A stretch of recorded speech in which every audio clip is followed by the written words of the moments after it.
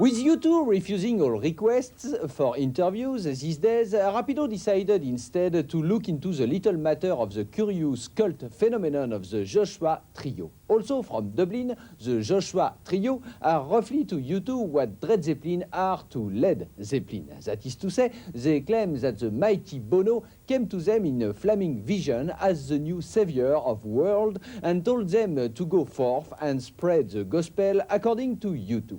Sounds plausible enough to me, viewers. However, instead of glorifying the Rattle and Hum Boys, they ended up parodying the sound and some of the pretensions of Bono and the Boys. Still, that hasn't prevented U2 from personally encouraging these goofy disciples in their lampooning endeavors. The Joshua Trio, actually there are 4 of them, still haven't found what they're looking for. But with Rapido on the search, let's keep our fingers crossed. Nelson Mandela, Martin Luther King, Amnesty International, Jim Kerr and Sting, ponytails, mega sales, Edge playing the blues, all kinds of everything reminds me of you too. The Joshua Trio are actually a 4-piece band from Dublin who take their influences very seriously. So seriously, in fact, that they're dedicated to spreading the word of U2 by any means necessary. At the moment, that means a country and western version of The Fly released on U2's own label, Mother. And if you're looking for someone to blame, blame Bono.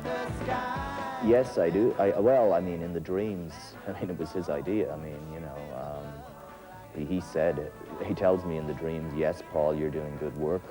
They said in Rolling Stone magazine, they said we were their favorite band, although they said that we were a joke band, which is completely ridiculous. I don't know why, what that was. Probably a misprint, probably those Rolling Stone people. Because the Edge has got his hat on, hooray! The Edge has got his hat on and he's coming out to play. The Joshua Trio see themselves as U2's interpreters. If you don't understand why U2 are the biggest rock band in the world, if you don't understand Bono's accent on Achtung Baby, the Joshua Trio will explain all. It's quite difficult to know what he's talking about. I mean, because he speaks in tongues, especially on the new album. I mean, I found, you know, you know, on the fly, he's sort of saying, you know,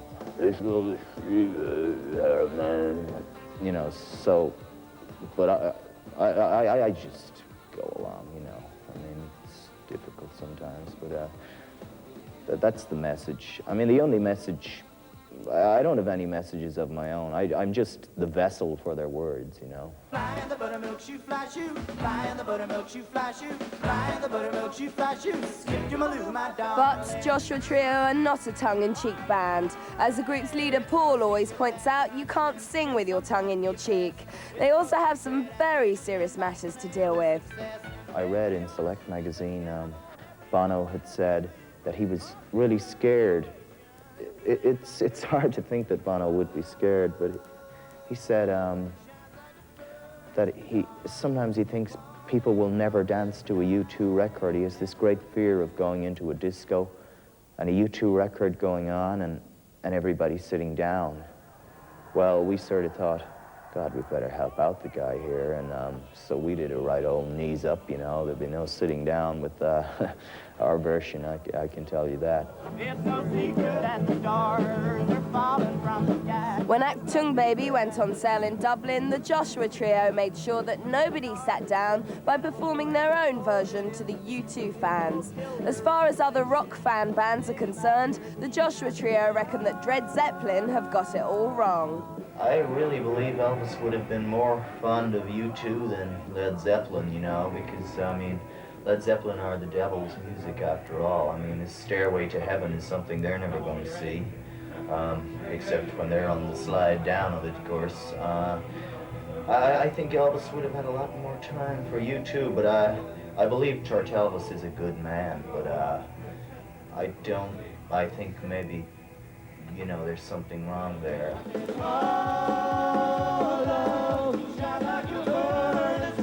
The Fans themselves, though, are divided over the question of the Joshua Trio's contribution to music.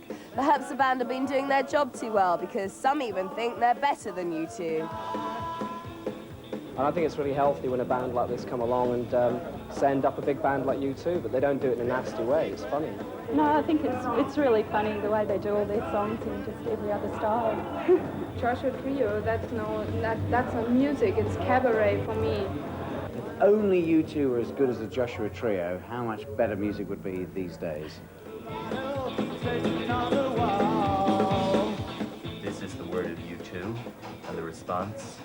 I don't believe it. Because some even think they're better than U2.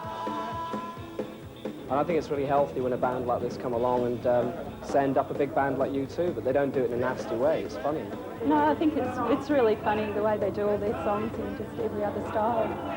Joshua Trio, that's not music, it's cabaret for me. If only U2 were as good as the Joshua Trio, how much better music would be these days. This is the word of U2, and the response? I don't believe it.